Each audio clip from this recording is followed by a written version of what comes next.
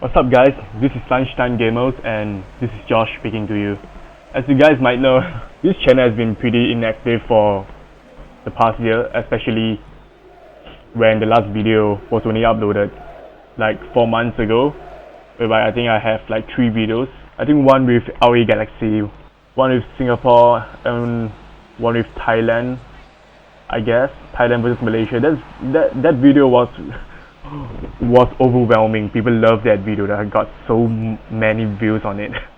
So today I'm gonna be trying something new by adding commentary to gameplay videos, because I find that it might be a little dull to be just uploading gameplay videos for the time being. So let's try something new and hopefully you guys might just like it. The match that we have today is between Manchester United versus Newcastle United on the day 3 of EPL. For the moment, I'm still not very convinced about Manchester United if they can really win a title from their performance so far in the first 2 matches, because they haven't been playing so well, to be honest. The first match, they won the match by an own goal.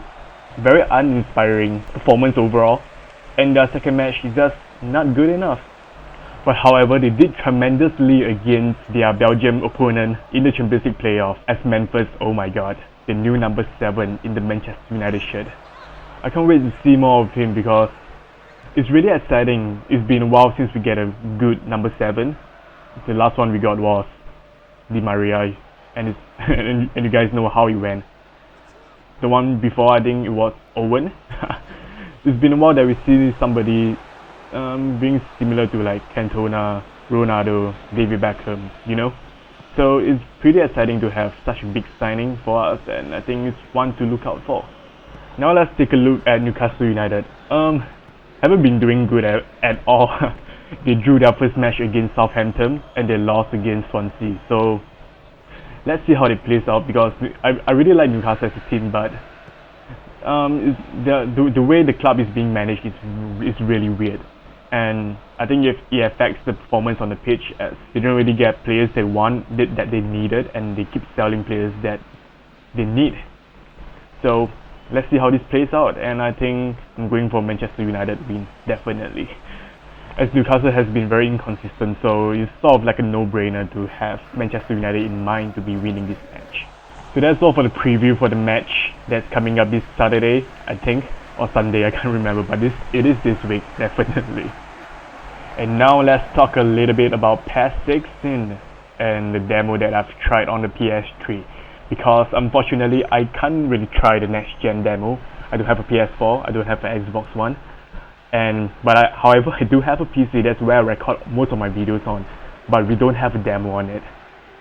We'll talk more about the PC version later, because I'm really furious about the PC situation of how it's a hybrid version and everything else.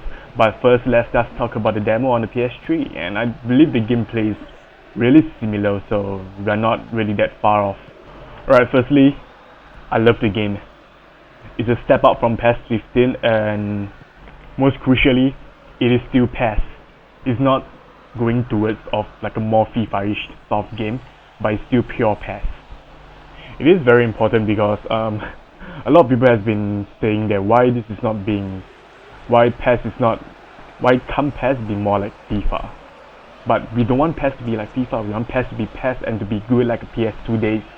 So it is good that Konami hasn't taken in the comments from the FIFA fans and continue to build PES for what it is, and not turning it into an arcade game like FIFA. The gameplay is really smooth and the animation is really flowing. I prefer PES's animation anyway in the past few years, because they look more realistic. It's not about the quantity sometimes, you know. Sometimes it's about the quality, and FIFA have a lot of quantity in terms of animation, but it looks weird and it looks very cartoonish. The way they run, it looks so funny and doesn't look like real life at all, and it doesn't represent the sports well in general. The keepers are tremendous. I have to give it to them, because they really back up the keepers from the past criticism, because keepers has been a very big issue for PES. It's been shit for a lot of years, and it's been a lot better last year, and this year is perfect. They get up from the ground and do double saves, or even triple saves, and it's really such a joy to look at them, and they are not so superhero like So I'll be looking forward to play more of PES 16 when it comes out full version, and good vibes so far. But however, I think that they can add more injuries and fouls to the game so that it gives more tension to the game and not be like, so courteous in a way. I want to see the CPU to slide me more often, to pull my shit, to bring me down, to piss me off, to make me angry, to make me have some emotional anger towards them. Just like when you play in real life or watching a real match on TV, and the anger that you feel, to balance it out to the amount of foul that I've given them and the amount of foul that they give back to me. I think that will make the game feel a lot more balanced, and to be honest, it's really what's lacking in last year's game in PES 15. And I believe there's still time to even adjust that before the game comes out, or even fix it with a patch within the first month of release. So other than that, the game is good. The game is good to go. And I'm really looking forward to get my hands on it, to be honest. But here's another problem. Where should I get the game from? Should I get it on a PC? Or should I get it on a PS3? Because I don't have a next gen. So this is the problem where it lies now right now. That PC gamers are not being respected by Konami at all. We got a hybrid version for PES 15 and it was fine because gameplay was on par as next gen in terms of animation, the amount of animation that was put in and everything else. But except for maybe the dynamic lightings and things like that, those little graphical stuff, those manager at the sideline where they remove it. And it was really weird that why can't they make PC on par as next gen? They keep telling us that it's due to maybe like the lack of resources in the office, but that is not our problem. We bought the game and we expect the game to be performing according to what our systems are capable of. And this is currently not helping Konami at all because it strikes fear to the PC community. The PC community is such an essential part of PES, and I think that it's really a big mistake to be giving them a really piss-poor version of PES on the PC. The only news that we have right now that's confirmed by Adam Batty is that it's going to be a hybrid version for PES 16 again. We are not sure if the gameplay is going to be on par as the next gen. We have no idea about that. But however, a few days ago they released the pre-order on Steam, and under the pre-order they did list down that there will be 3 more times the animation, like how they advertised when they first announced the game on next gen, and there's going to be dynamic weather. So those specs are being written in Steam pre-order. So is there a hint that the PC version is not going to be that bad after all, since that most of the features is going to be in anyways? I can accept graphics to be a little bit poor because honestly there are always mods to do that, and more essentially I'm worried about the gameplay, and I'll be hoping that the gameplay will be on par as the next gen. I know I've said it a lot of times for the past couple of minutes, but this is really important. Konami, don't fuck it up. I mean, just give us a version that's exactly the same as the next gen. How difficult is that? I don't care how many people you have to hire to have that happen, because we are just the consumer. We are not supposed to know things like that.